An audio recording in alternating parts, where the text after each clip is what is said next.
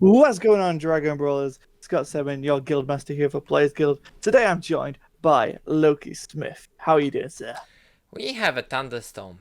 I don't like Thunder. thunder. Da-na-na-na-na. Thunderbolt and lightning, really, really frightening.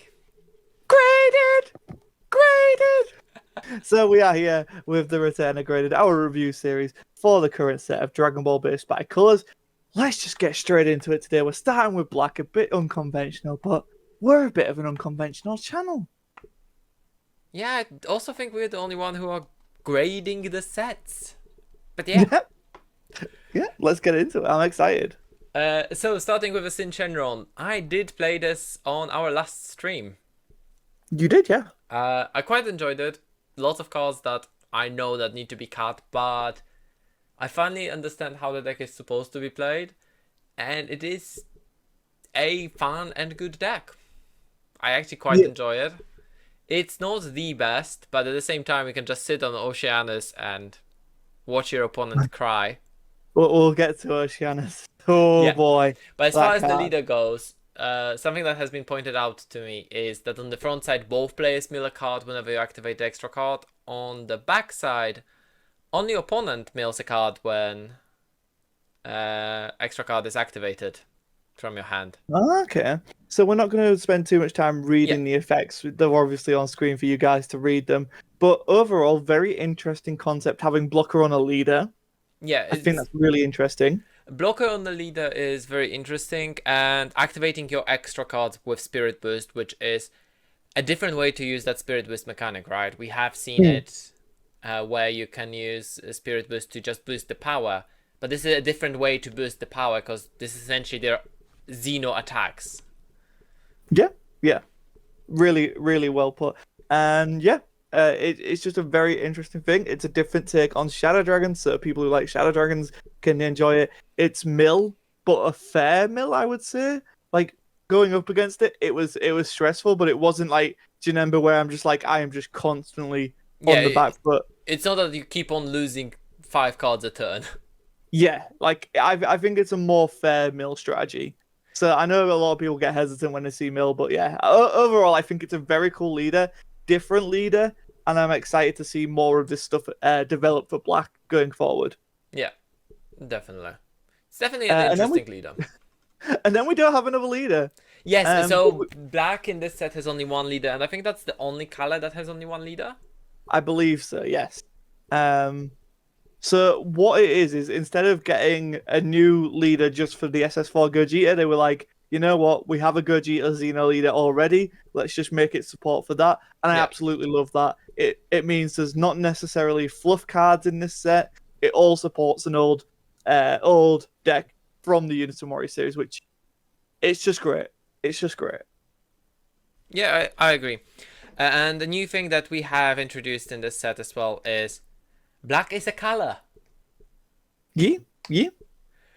So let's get into Super Saiyan 4 Bardock Spirit Resonance. It is a unison, a 2-cost specified black, 15k power. Auto once per turn, when you remove a card from this card using Spirit Boost, you send up to 1 battle card from your opponent's drop to the warp. And this is such a huge effect that I think it can go into a lot of things. My initial gut was like, oh yeah, it can work with stuff, but I actually really like this for Shroom and Salsa. I also really like this. You're going to laugh at this, but I really like this as a sideboard option for Shenron. I can get behind that. The -2 is very powerful. No, for the Spirit Boost skill. To warp your opponent's battle cards. And I'm explaining to you why. This would be a sideboard against Vegex. In case they don't overwhelm themselves, you can't mill them. Ah, that's fair. Yeah, I get what you're saying. Yeah. Huh. So you just get them. Yeah, you just get them under that 20 card limit, and then you mill them. Yeah, I can see that. And because you can Spirit Boost during your turn and your opponent's turn, this Bardock is going to work during both players' turns. Yeah, and it's a nice little activate main on the -2 just to a bit more defense if you need it. So and then we have a beautiful SPR version of it. Yeah. Then we have the unison for the Shadow Dragons, which is their main unison. was gonna say this is the deck maker, right? Like this is like it's really good. She adds consistency. There's the nice like if they go swing at her, you can block with your leader, which procs her in turn, and she Yeah. gets a mark from that. So whereas normally if you swing at a unison, you're probably going to remove a marker. She not only gets defended, you get some self-awaken because you might want to take that hit on your leader, and she gets a marker for the trouble. Yep. You also need to mill the card, but that's not much of an issue because her +1 lets you just recycle all the extra cards back into your deck. Which is really good, really consistent. Allows you to get risky with those mills, but then again, you're not going to be in a position where you're going to be milling yourself out. Yeah, I can't wait to see this. So ready to play with this deck in person because I think on Untap there's just way too much. Yeah. Yeah. I also another thing is this is just the beginning of the scene of Shadow Dragons. We're gonna get more. We only have 3: Sin, Haze, and Oceanas. Yep. So like this leader, this unison's only going to get better as time goes on. So is the deck, right? Well, we hope so, right? Yeah. We hope so. And then it has the nice thematic -7 to go with it. Yeah, the -7 reminds me a lot of the original Shenron leader. Yeah. If it pops off, it pops off. If it doesn't, it really doesn't matter too much. Yeah. Then we have a Kibito Kai, which is actually very good now, considering we've seen the Boo Secret Rare. Yeah, because you can evolve on top of it. Yeah. But essentially, it's just an interesting card. It reminds me of the Heavenly Blow, the Migra. I think that was the one. Yeah. When this card is used in a combo, right? if your opponent has 3 or less energy, you choose up to one of your opponent's battle cards with 30,000 or more power, and the Migra is to KO it. This one places at the bottom. It's only during your turn, though. I'm not sure if the Migra was during your turn or both players' turns. I think it was your turn as well. I'm not 100% on that. But yeah, it's an interesting card. It's nice. It's there. It's generic, right? It's one of those things. Yeah. It's just more tools to the arsenal, right? Yeah, exactly. Then we've got the Super Saiyan 4 Son Goku prepping for fusion. Really, really interesting cards with these. They are fair tickets, so obviously Broly becomes a thing, but not too bad with this. It's just a fine. It's an interesting way of having Xeno evolve back, because there is that Gogeta that everyone wants. I think it's Championship Pack 1, which fuses from moving cards from warp to drop. Tournament pack, it's fought in the Dark Empire. Yeah. So you Xeno evolve your 1-drop, then warp somehow another 1-drop, because I think that we have also Vegeta like this, and suddenly you have those SS4 Goku and Vegeta on board, and you can Union Fusion into Gogeta because you just warped their materials. True. Ooh, sorry. What's up? I just knocked the mic. Oh, no worries. So then we move on to a skillless Son Goku. Very nice here. It does have a specified cost of black, but it also has does have the 0-5 combo. Yeah, that's something that was not on the black skillless cards for ages. So it is a very interesting approach. I am now curious to see someone try to build mono black Kitku. Yeah, I think it'd be a hella fun deck to at least experiment with. Yeah. Maybe when we get a few more, I can easily see a Xeno, Pan, Goten, Trunks, you know what I mean? Like all of the time patrol getting cards like this in the future. And then obviously here we have the Vegeta prepping for fusion, which is the alternative to the Goku. I slightly prefer the Vegeta here, but that's just me. Vegeta adds a skillless to your hand. Any skillless, on attack. any black skillless from your deck to your hand. On attack, yeah. Yeah. So I actually really prefer that. Yeah, I guess with every attack you get additional value, right? And especially with Mill coming back, the counter... Is it counter Vegeta? Yes. Making an entrance or whatever it was? Yeah, Vegeta making an entrance, yeah. That's a counter. I think you can evolve on top of this? The problem is that... Is it? No, it's not an energy cost of 1, is it? It does have energy cost of 1. Ah, making an entrance is a 1-drop. A 1-drop 15k that can only be played with its own skills. Ah, okay. So you couldn't just drop it as a 1-drop 15k. Your opponent needed to activate any counter Which, skill. And that's the thing. Shenron has one counter card. Oh no, sorry, it's any counter skill because there's Oceana as well. Yeah. Mhm. But Then we have just in general, it's a nice little tech. Maybe people want to pick it up. Maybe they don't. As yeah. We have the skillless Vegeta, again specified cost of 1 black. I mean, paying 2 for a 30k isn't too bad anyway. No, it's not bad. But there are also other ways to get that 1-drop out for free, so. Yeah. And then we move on to the big boy, Yeah. Super Saiyan 4 Gogeta, Thwarting the Dark Empire. Probably one of the best looking cards in the game in the SPR version. Oh, yeah, we Good have Jesus SPR himself. The SPR Yeah. looks like it was an artwork for a secret that they just decided to not use.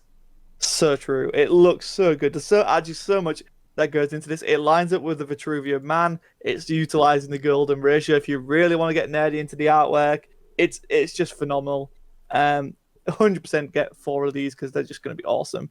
Like, I know not many people are collectors, but when I showed them this, they're like, I want it. So there's a couple of very interesting things about this card. Like on paper it looks really powerful, but the more you read it, the less powerful it gets. So technically it has a protection, but it's a protection when it's attacking or after it blocks. Because at the end of your turn, if you attack with this, at the end of your turn you need to switch it to active mode. And Yeah. it's only protected when it's in rest mode. Yeah, that's true. But it's still a really powerful end game card, I think. Yeah. It is an activate main for 4, so you've got to weigh that up.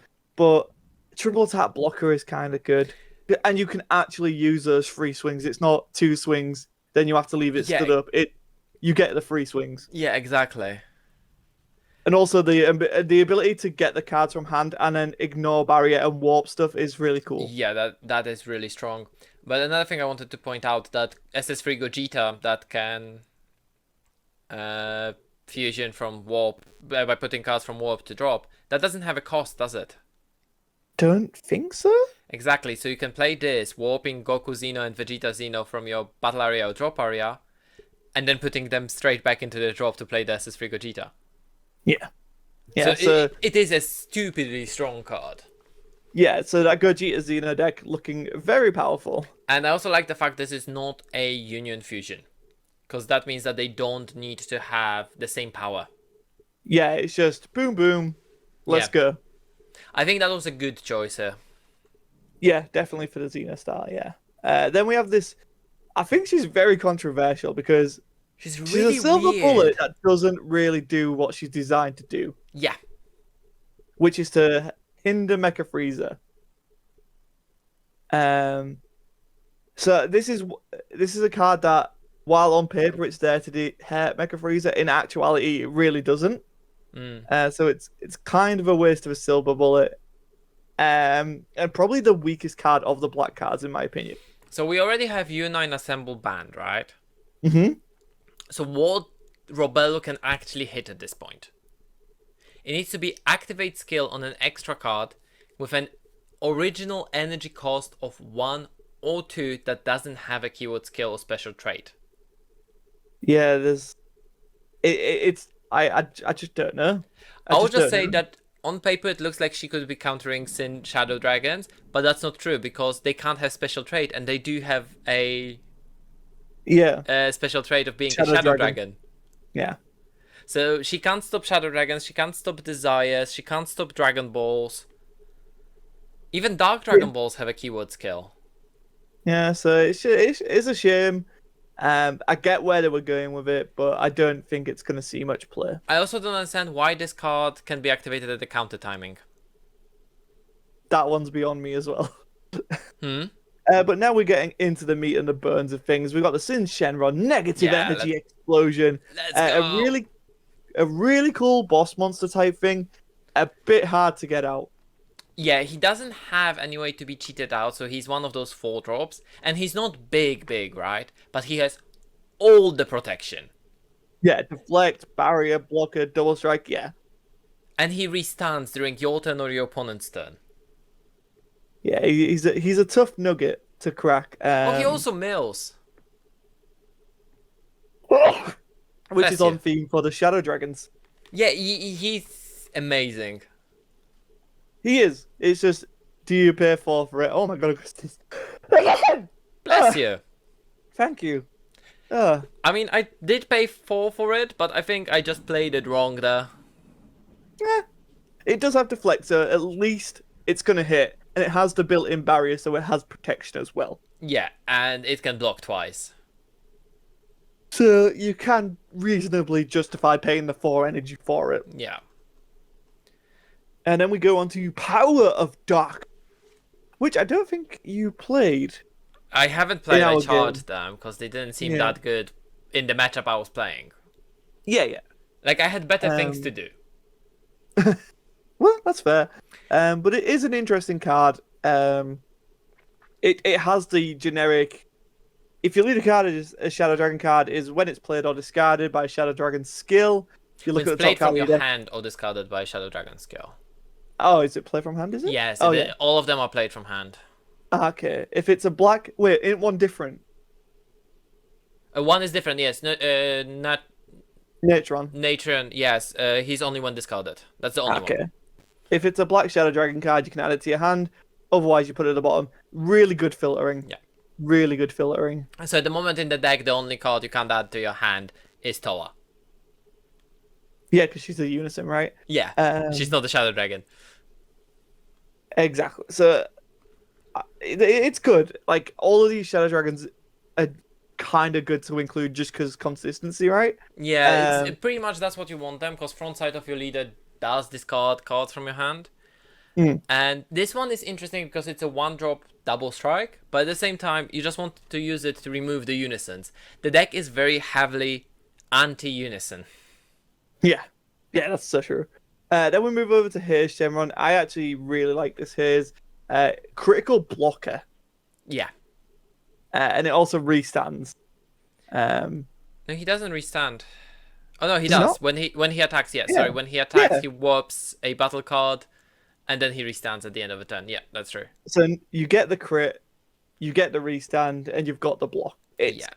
But again, would you ever pay free energy for this? potentially. I don't think I would ever pay free energy for that when there's a 1-drop Haze that can play him for 1 energy. I think if I'm in a situation where I want to play him, I could justify playing it. Because when it attacks, you just warp a card. Yeah, I guess. And then you've got a blocker. You also got a crit swing and you've got a blocker. It's like, if I had to. I mean, there are other choices, obviously, you'd want to do. You'd probably want Oceana in hand to counter the next turn. You definitely but... want Oceanus in hand. So then we have Haze, Shenron, Power of Darkness, which is a 1-drop with the same auto as everyone else. And his activate main, once per turn you can pay 1 red. If your leader is Shadow Dragon card and you switch this card to rest mode, you play Black Shadow Dragon with cost 3 or less in your hand. Yeah, so that's what you were saying. You use this Haze to get the Haze. energy explosion out. It's good.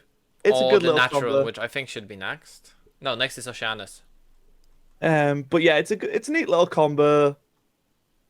It's the same with Haze from the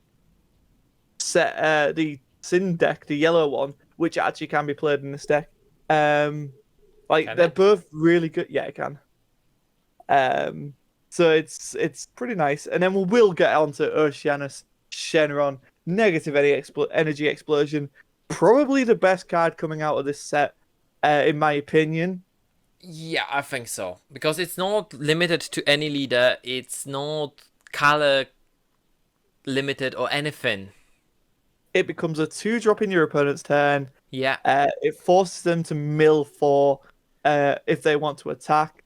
It also negates the attack. And it has the negate the attack. It's also a blocker. We talked about this on our stream match. It was like, at least when you're toppered, discarding 2, warping 2 from hand, if you're making that final push, can be worth it sometimes. Whereas I think milling 4 makes you rethink everything. Especially it stops 2 attacks on its own, right? Yeah. You negate So the essentially, you'd be attack, milling 8, and then try you to push block through. another. And on top of that, both from Oceanus and from the card you discarded, you get the cards back in this deck if you play the Shadow Dragons. So you essentially do it for just 2 energy and no other cards used. Yeah, it's a really strong card. And I recommend picking up 4 of just Yeah. immediately. Just do it. I think it's going to be a card that a lot of people go to, especially in Shenron. If you're not running 4 of it in Shenron, I don't know what you're doing. Put it that way. You're not playing Um, Shenron. yeah, good point. Then we have the super combos, the new super combos that we've seen, but we'll mention it here because we'll be mentioning it in all of our videos. Essentially, these are really cool super combos that when you use Spirit Boost, you put them underneath. You still get your draw, Yeah. but you also get that marker back that you expended for Spirit Boost. Which is very interesting, and only now I noticed that I misplayed when I was playing against you, because majority of those super combos, I'm quite sure, are life 4 or less. And this one is sparking 5. I am 100% on that. We will double check Yeah, we will when need we to get double to the check other that ones, one. obviously. But it's still cool. It's a really, I think it's a neat idea. We've seen throughout the Unison Warrior series, Bandai experiment with super combos. Yeah. And I think if you're running a very Spirit Boost deck, these aren't a bad choice to include. Placing one at the bottom and drawing 2 is very good. Don't get us wrong, but I think these are the choices for Spirit Boost because it makes you use super combos in a new way.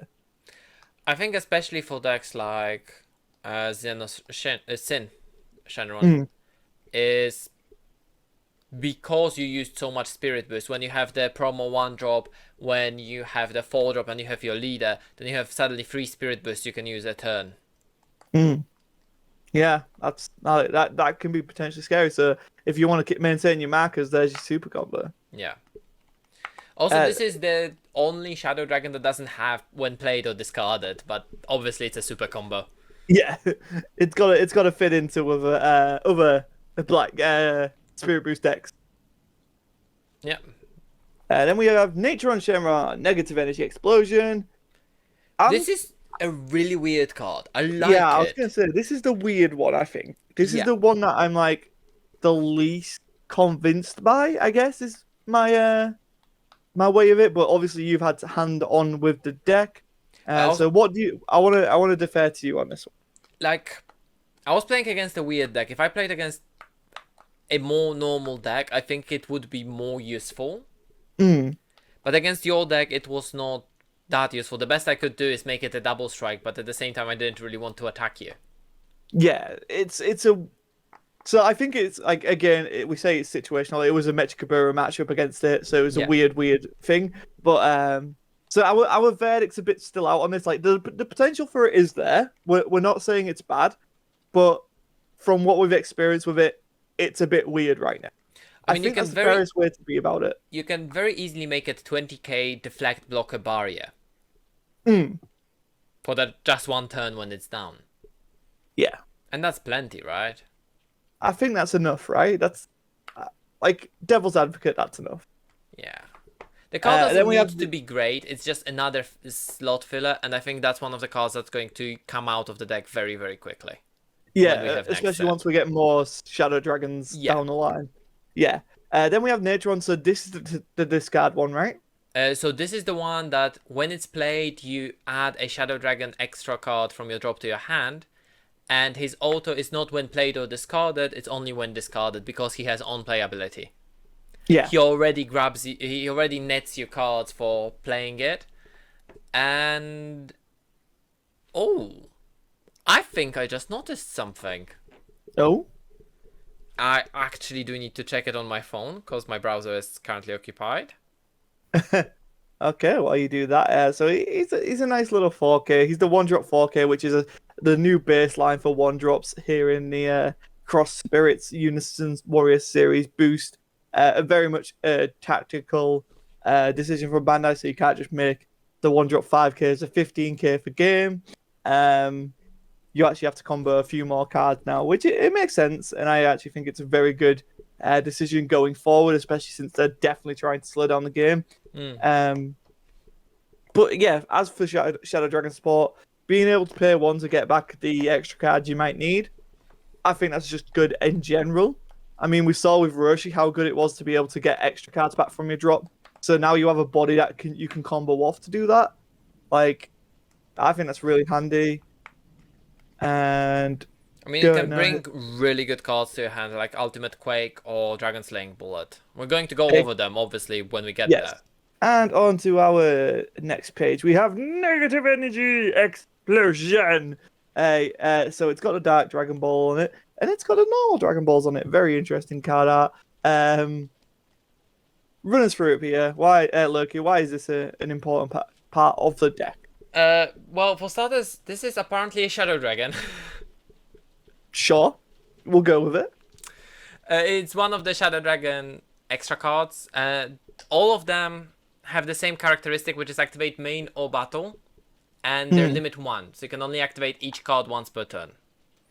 Yeah. This one says that you can either activate your play your Unison from the deck, or add Shadow Dragon extra card from the top 7.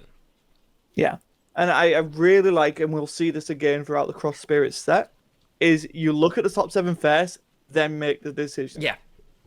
I think really we have nice the same one for Vidal, right? The Heart of the Maiden does exactly the same thing. Yes. It's a really nice quality of life thing for the game. Really good. Then we get to Ultimate Dark Dragon Slaying Bullet. I want another SR for the Shadow Dragons. Really powerful card if you can get it off.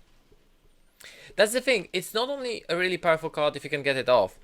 It's a really powerful card just flat out. Because you either have the counterplay skill, which is if your opponent is playing a Unison, which is a counterplay for Unison, which is amazing on its own. Yeah, generic counterplay for Unison. So yeah, they would need to remove a marker for every 2 cards in their drop or warp. And as this is a mill deck, this card is going to get a lot of value. 10 cards, they need to remove 5 markers. So they either need to remove 5 markers, or they can only attack once. It's going to be a sideboard choice, because you could punish decks like Vegex with this. You can punish Overrealm decks like this. I think there's a lot to say about this deck. I would not be surprised if this was a main deck option for some of the black decks because of the activate main battle. Because none of this is restricted to a leader. So the activate main battle says your opponent chooses one of their battle cards with cost less than the number of cards in the drop area and sends it to its owner's warp. Yeah. You can use it on the final attack. Imagine someone's face when they go for the game, they combo everything on their victory strike, and you just drop this. That'd be quite funny, actually. Yeah, and by that point, they probably will have a lot in drop, so yeah. Yeah. It's a good card, worth picking up. Not as strong as Oceana's, but still a very good general card that you'll want to pick up. It's also called Slaying Bullet, which it's not a silver bullet card, but I just found that kind of cute. It's close. It's close. Then we've got Ultimate Dragon Quake, so we actually got attack cards of the Xeno Shadow Dragons. Yeah. A lot of this Xeno Shadow Dragon artwork, by the way, is brand new. It's not from Heroes. So as someone who nerds out about this stuff, absolutely phenomenal thing to see. So this Dragon Quake, I like it, but it is not an early game card. Like, this seems to be against Vegex. This is the one that relies on 15 or more, right? Yeah, 15 or more card. If your opponent has 15 or fewer cards in their deck. Yeah. So this is when you're getting into that later stages of the game. But at the same time, it needs to affect the battle card that costs more than they have energy. So it's going to be very interesting. But yeah, like you say, it is it's probably aimed at dealing with Vegex. Yeah. So at least for Shadow Dragons, because it is this one is locked to Shadow Dragons. This one is locked to Shadow Dragons. So I don't really understand this card. I am looking forward to swapping this for something else. Yeah. A good thing to note again, this can be used with the yellow Shadow Sin. It's not black, so there might be something there for you guys. It doesn't have a specified cost, so that's good. Exactly. And then Ultimate Whirlwind Spin, which is, I think you really got a lot of use out of this card. The card is amazing. So for starters, it just replaces itself and then mills your opponent with the leader skill, right? Then you can discard a card, Black Shadow Dragon card from your hand. If you do, your leader gets 1000 power for the turn, which is essentially a bit like Senzu. It makes it more awkward to combo, but the fact is, if you do this in the defense step, Yeah, and your opponent hasn't committed to it, or they've only put in one card, it just makes it so much easier for you to deal with. and the power stays for the turn, right? Exactly, and then you're at the awkward numbers. And of course, you discarded the Black Shadow Dragon card, which means you get to reveal the top of your deck to add it to your hand. Exactly, so a really nice little card for the Shadow Dragons there. I think this is by far the most important extra card for the Shadow Dragons, beside the Dragon Balls. Yeah, I think that's fair. I think that's a fair shout. Ultimate Dragon Tackle, again, a card that I'm not super convinced on. I want to take it out so badly. Yeah, I mean, it's nice, it's cool that we have a Neutron Shenron attack, but I just don't think it does much of anything for the deck, really. The problem is, it does you haven't seen what it does for the deck, because it does actually a lot for the deck if an opponent is playing a Unison. Yeah, well, that's true, but like, there are some decks, especially in this format, that do thrive without Unisons, so it's like, you can't I wouldn't risk mainboarding. You kinda need to, but maybe not for how I was playing. Yeah. But if your opponent has a Unison card, that's a very hefty requirement. But you mill your opponent for one, and your opponent can choose one of the Unisons and remove 2 markets from it. If they don't, you draw 1 card and choose one of your opponent's battle cards and send it to its owner's warp. Yeah, it's I'm still not convinced on it. But hopefully people can prove us wrong. That's part of what we like to see here, is being proven wrong. This card is most amazing if your opponent has a Unison on 1 marker. True, because then they're like, well, do I lose my Unison or do I lose? No, because they can't remove 2 markers. Oh, right, okay. They do as if they choose to. They do as much as possible, which is you remove a Unison and 1 marker. But they haven't done everything, so you still get to draw a card and warp one of their battle cards. Oh, that's actually really cool to know. Well, there you go. That's a fun little interaction there with Ultimate Dragon Tackle. And that's black for us. That's all that's the black. last card. So we essentially got 1 archetype and some support for the old archetype. Which, yeah, fair enough. If you don't have enough to put into the full shebang, so to speak, I actually think this is a really nice way to approach colors. Black's been very powerful throughout Unison Warriors series, so it's nice to see. Here's the start of something new. Here's something for the old deck, and yeah, I can't complain with that. Overall, I think the power level is fine. We are in this weird space, but we do grade in the bubble, and so for me, I'm going to give this an A-. I am actually going to give it a full A. Okay. And you're going to be surprised at the reasoning. I mean, share it. That's the point of the video, sir. Because of how they're implemented specified cost for black cards. That's why I'm going to give them the full A.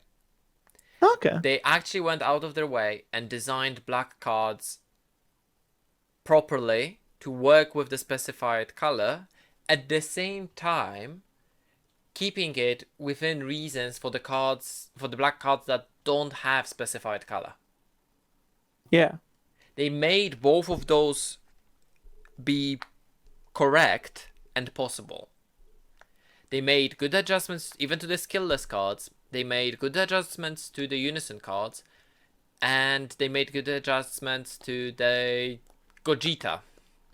So it can't just be an 8-drop you can drop in any ramp deck. You need to have the 2 black. Because otherwise that Gogeta in any given ramp deck would be stupid as just a 8-drop. Like they did with the Dark Banisher Fu. Where they didn't overwhelm for it, they just hard dropped it. So it stuck around. Yeah. So there you go, guys. So A and A- from myself and Loki. Stay tuned to the channel. We will be putting these out pretty much every day this week. And yeah, we're just excited to talk more Dragon Ball with you. Cross Spirits is a very promising deck, a very different direction, and naturally we are in an adjustment period for the game, so you've got to give it a chance. That's the one thing I just want to reiterate: give it a chance. Like, the set's not out yet, just give it a chance. Any final thoughts, Loki? No. The more I look at this Dragon Tackle, the more I think it looks like an SR. That's all. Fair enough. We'll definitely be talking about cards that look like SRs that aren't as we go throughout this set. So yeah, I have been Scott Sedman, or your Guildmaster here for Players Guild. Hit that like button, hit that subscribe button, and let us know what grade you would give the black cards from Cross Spirits in the comments below. See you next time, guys.